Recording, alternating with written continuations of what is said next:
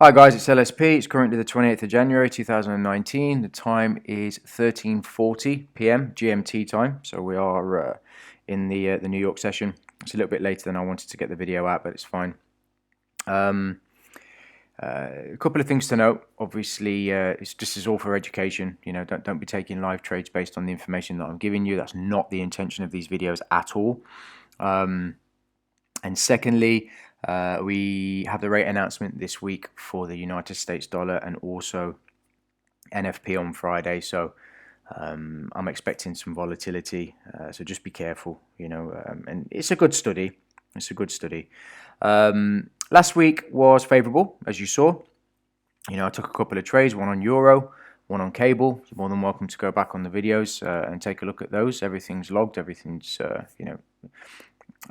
dated. So here we are. I've reset all the charts, you know, going into a fresh week. Again, as always, guys, really not in a rush. Just I'm going to mark off some levels, see where we stand. In terms of the weekly, you know, we've had a bit of an ease off on the weekly. We had a pretty decent week last week, and then pretty decent week a couple of weeks ago. Last week, you know, just looking at the weekly chart, we can see that, you know, price shot up. So any liquidity, and this is really interesting to note in terms of being able to see this on a weekly chart. You don't have to go down to a lower time frame. You can see that the open of this candle and the close of this candle, the open is within the previous week. Okay, so we know that when the market opens, this wick tail, you know, has gone up and it's taken out any liquidity that was above the previous week. Okay, so and then we've gone up there, and then we've kind of started to ease off. You know, we've ended up, you know, having a pretty decent week to the downside. Obviously, this is this week now. Not really much going on since since Sunday's open, so that's fine. Not a great deal to go with in terms of crazy price action. You can see we're just getting a normal healthy pullback. I will mark off a few levels, okay? The first one being this one, which we've had on our charts. So I keep putting this back on the chart, and I'm deliberately resetting the charts and then putting them back on, resetting the charts and putting them back on to show that nothing's changing, okay?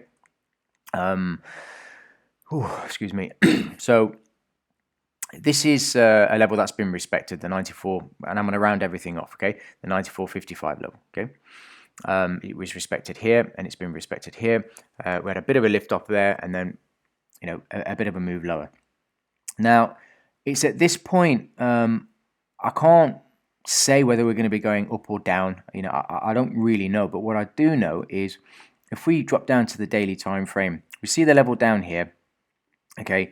And I'm going to mark this level here, okay, which is the open of this candle, all right?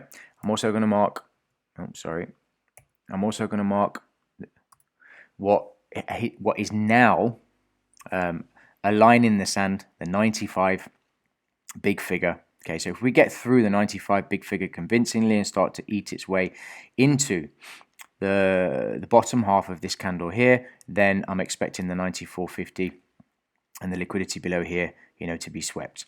But as it stands right now, we're stuck between two levels. Okay, this level here, the 95.35 and the 95.75 level. We're stuck between these two levels now. Okay, I'm going to mark off, and I'm going a little bit fast, but I'm going to mark off the 95, or let's call it the 96 big figure as well. So this is where I stand. This is how I see things as they are on the dollar index right now.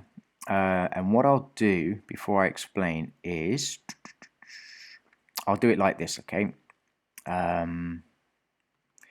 If I just make the thickness of this candle like this, all right?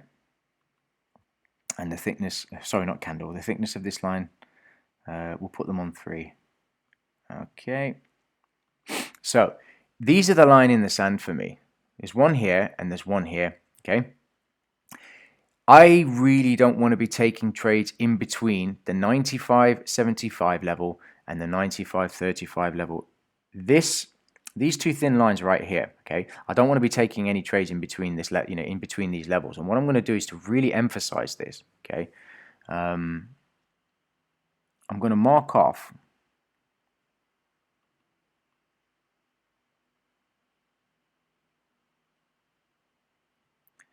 Okay.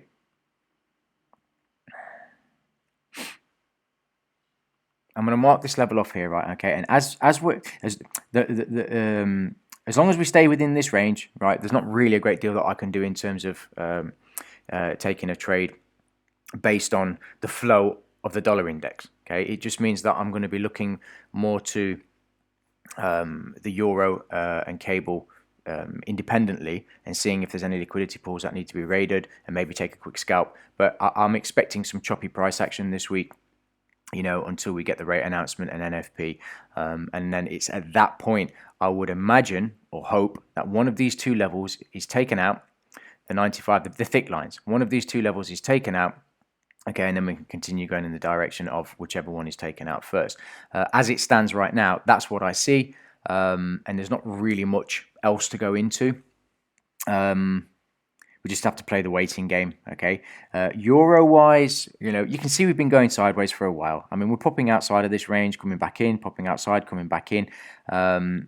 You know, there's not really a great deal, you know, for me to mark off on the weekly. We know there's liquidity above and liquidity below. There's always liquidity above and below. But right now, there's nothing that sort of jumps off the chart, you know, in terms of the weekly. In terms of the daily, okay, we have this level here. We have this level here. And going forward, like I said, the line in the sand for me is always going to be a thick line. It's just going to make it easier visually. In terms of the upside, we have the level here and the level here. Okay. Like so. Okay, so there's the upside line. There's a downside line in the sand. And again, we're stuck between these two levels. All right, so I'm going to mark that off as well.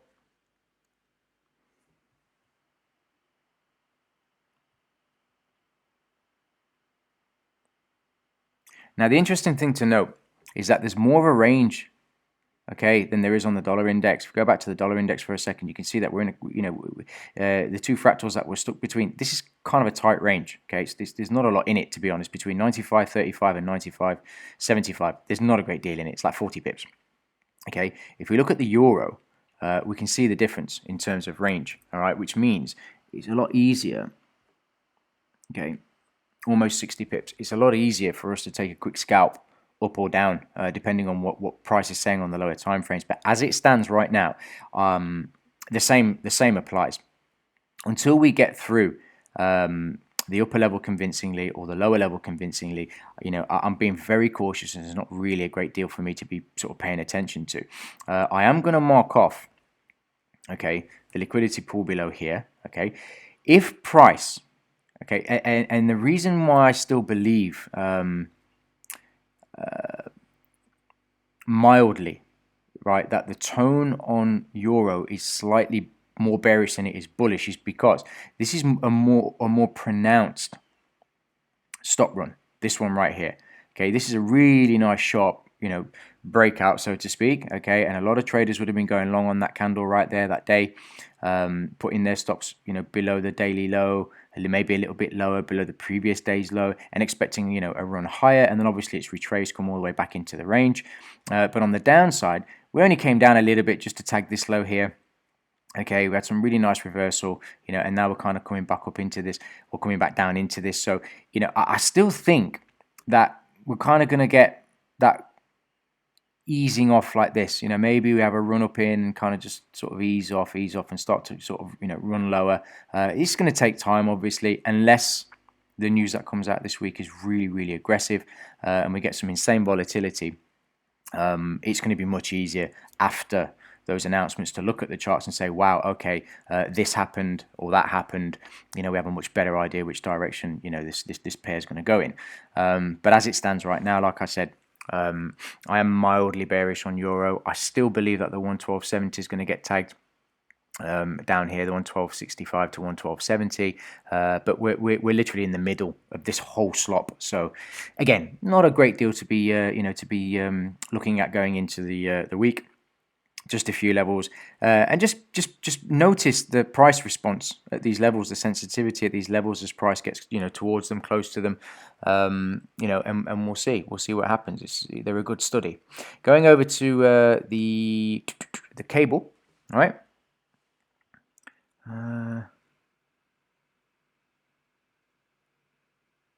Oh, wait a second, what just happened there?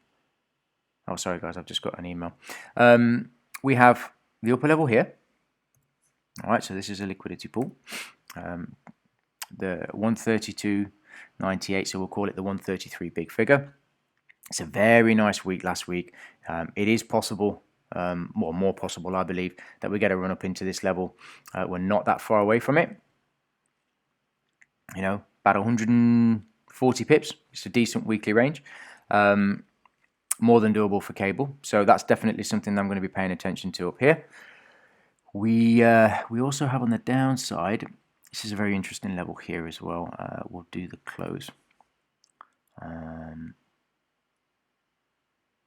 Yeah, we'll do the close. Okay, line in the sand wise, and this is a weekly level obviously, so it's a pretty big deal. If price, which I don't think is going to go down here, but I'll stick it on here just for completeness sake. Okay, so that's a nice thick level there. So the 129.20 level, which if you remember we've had on our charts, it's been respected a few times.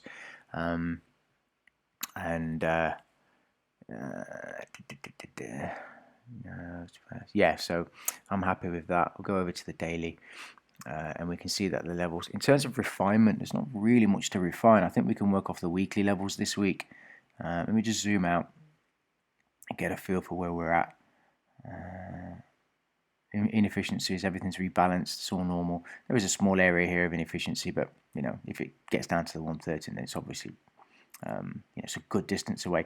This, for me, I would be happy for and still interested in going long on cable, even if price comes all the way down to here. I'd need to see more information, obviously, but for me, the line in the sand is down here, the 129.20, and I really will wait that long if I have to, even if it takes weeks for for price to do whatever. I'm still going to wait.